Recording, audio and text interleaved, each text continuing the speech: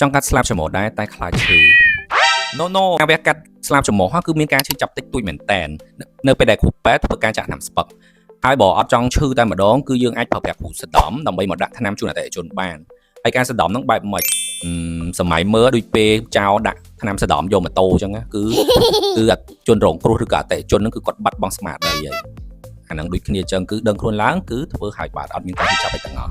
Dr. Rasi ផ្ដល់សេវាប្រឹក្សាផ្នែកទឹកដោះម្ដាយនិងវះកាត់ការសម្ពោធបរិសុទ្ធនារីអញ្ចឹងសម្រាប់បងប្អូនដែលមានបំណងចង់ធ្វើការវះកាត់ស្លាប់ច្រមុះនៅមជ្ឈមណ្ឌលការសម្ពោធស័ក្តិសិទ្ធិនៅខែឧសភានេះដែរយើងមានការបញ្ចុះតម្លៃពី$460សល់ត្រឹមតែ$369ទេអតិថិជននឹងទទួលបានភាពស្រស់ស្អាតមានន័យថាការកាត់ស្លាប់ច្រមុះទៅគឺទម្រង់ស័ក្តិសមនឹងទម្រង់អតិថិជនហើយជាសេវាកម្មមួយដែលងាយស្រួលវះកាត់ងាយថែឆាប់ជាសះស្បើយ